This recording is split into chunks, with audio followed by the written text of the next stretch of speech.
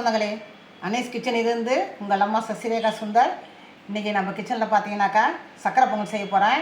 இன்றைக்கி ஆடி 3ஆம் வெள்ளி, அதனால தான் இன்றைக்கி ஸ்பெஷல் பார்த்தீங்கன்னா நம்ம கிச்சனில் சக்கரை பொங்கல் செய்ய போகிறேன். அதுக்கு என்னென்ன பொருள் வச்சுக்கலாம் பார்க்கலாமாங்க. 100 கிராம் அளவுக்கு பச்சரிசி, எந்த அரிசி வேணால் நம்ம எடுத்துக்கலாம். புது அரிசி அதை விட சூப்பராக வரும் பார்த்திங்கன்னா அந்த பொங்கல். கொஞ்சமாக முந்திரி பருப்பு, திராட்சை, 50 கிராம் அளவுக்கு பாசி பருப்பு, 150 கிராம் அளவுக்கு நாட்டு சர்க்கரையும் பேட்டை உடம்பும் கலந்து வச்சுருக்கேன். வெள்ளை மட்டும் தனியாக செய்யும்போது பார்த்திங்கன்னா வெள்ளை வெள்ளைன்னு வரும். அது அதே சமயம் நாட்டு சர்க்கரை மட்டுமே போட்டு நம்ம செய்யும்போது கருப்பாக வரும். ரெண்டும் மிக்ஸ் பண்ணி செய்யும்போது தான் கலர் பார்த்திங்கன்னா நம்ம எப்பயும் செய்கிற மாதிரி சக்கரை பொங்கல் கலர் வரும். தேவையான அளவுக்கு நெய், 100 கிராம் அளவுக்கு காய்ச்சின பால், கொஞ்சமாக ஏலக்காய் பொடி. மொத்த பொருள் இருந்தால் எப்படி செய்யுதுன்னு பார்க்கலாமாங்க. அடுப்பத்தை வச்சாச்சு. அது மேலே நம்ம ஒரு பாத்திரம் வச்சுட்டோம். அதில் பார்த்திங்கன்னா இந்த 50 கிராம் அளவுக்கு எடுத்து வச்சா பாசி பருப்பை லேசாக வறுத்து எடுத்துக்கும். வறுத்து எடுத்தால் தான் இது பார்த்திங்கன்னா நல்லா வாசனையாக இருக்கும் பொங்கல். பாசி பருப்பை லேசாக வறுத்து எடுத்துக்கிட்டோம். இப்போ ஒரு வேறு பாத்திரத்துக்கு மாற்றிக்கலாம். கொஞ்சமாக நெய் ஊற்றிக்கும். முந்திரி திராட்சையை வறுத்து எடுத்துக்கிட்டோம். முந்திரி போட்டாச்சு. இதை வறுத்து எடுத்துட்டு திராட்சை வறுத்து முந்திரி நல்லா சேர்ந்துடுச்சு. இப்போ எடுத்துக்கலாம், வேறு ஒரு பிளேட்டு மாற்றிக்கலாம். திராட்சை பார்த்திங்கன்னா நல்லா வறுத்து எடுத்துக்கலாம். திராட்சை நல்லா வறுபட்டுச்சு. வேறு ஒரு பிளேட்டு மாற்றிக்கலாம்.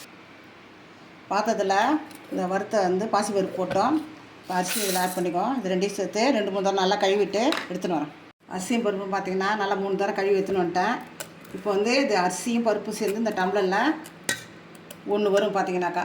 இந்த டம்ளரில் 1, இந்த டம்ளரில் பார்த்திங்கன்னா 1 டம்ளர் வந்தது அரிசியும் பருப்பும் சேர்ந்து.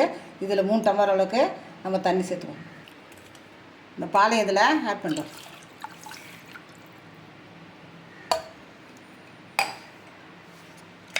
நல்லா கலக்கிட்டு பார்த்திங்கன்னா இதை 4-5 விசில் வைக்கலாம். அப்போ தான் குழைய வேகும். இது பார்த்திங்கன்னா 4-5 விசில் கொடுத்து எடுத்துகிட்டு வரும். குக்கருக்கு நம்ம விசில் போட்டாச்சு. ஃபுல் ஃப்ளேமில் வச்சாச்சு பார்த்திங்கனாக்கா அடுப்பை. 4-5 விசில் கொடுத்ததும் பார்ப்போம். 5 விசில் அடிச்சிச்சு. 5 நிமிஷம் ஆயிடுத்து. இப்போ நம்ம விசிலை ஓப்பன் பண்ணி பார்த்திங்கன்னா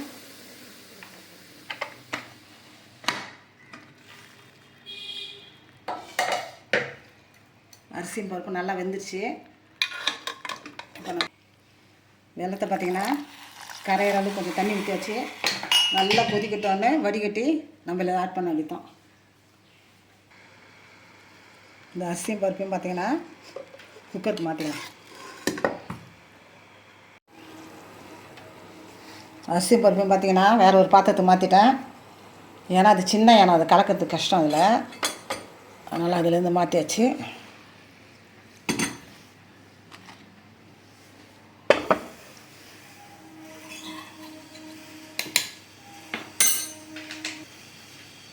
வெள்ளத்தை பார்த்திங்கன்னா நல்லா கொதிக்க வச்சாச்சு. இப்போ நம்ம வடிகட்டிக்கோங்க.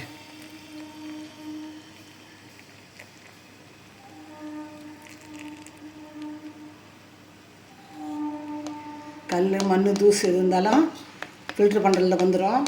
வடிகட்டியாச்சு. சும்மா கொதிக்க வச்சோம். ஒரு 2 நிமிஷம் கொதிக்க வச்சு வடிகட்டியாச்சு. கொஞ்சம் பார்த்திங்கன்னா ஏலக்காய் பொடி சேர்த்துக்கலாம். டேஸ்ட்டுக்கு சிட்டிகை உப்பு டேஸ்ட்டு கொடுக்கும் பார்த்திங்கன்னா. முந்திரி திராட்சை இதை ஆட் பண்ணிக்கலாம்.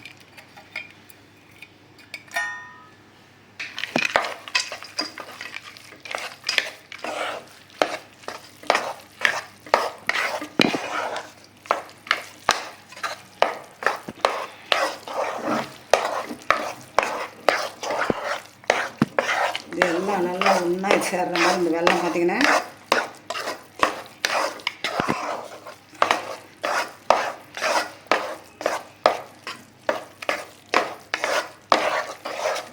நல்லா கலக்கலக்கு நல்லா கலக்கணும். இது பார்த்திங்கன்னா புது அரிசியாக இருந்தால் இன்னும் நல்லா குழைய வரும் பார்த்திங்கனாக்கா. இது கொஞ்சம் பழைய அரிசியாக இருந்தபோது ரொம்ப குழைய வேலை வரும். மற்றபடி நல்லா வெந்துருச்சு. நல்லா கலக்கிட்டு நம்ம தேவையான அளவுக்கு இது நெய் சேர்த்து வேண்டியது தான்.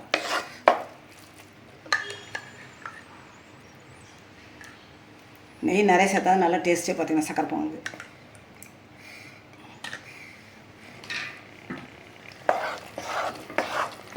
மூடி போட்டு லோ ஃப்ளேமில் வச்சு ஒரு 2 நிமிஷம் 3 நிமிஷம் இருக்கட்டான்ட்டு வேறு ஒரு பாத்திரத்தை மாற்ற வேண்டியது.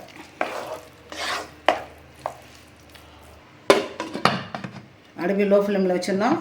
2 நிமிஷம் கழிச்சு வந்து பார்க்கலாம். 2 நிமிஷம் ஆகிட்டு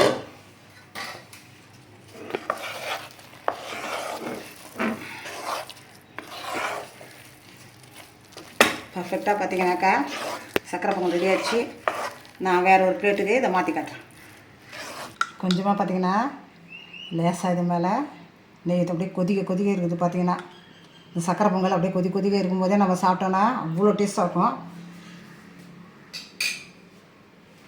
100 கிராம் அளவுக்கு நம்ம பச்சரிசி எடுத்து 50 கிராம் அளவுக்கு பாசிப்பருப்பு எடுத்து இந்த சக்கரை பொங்கல் செஞ்சுருக்கோம்.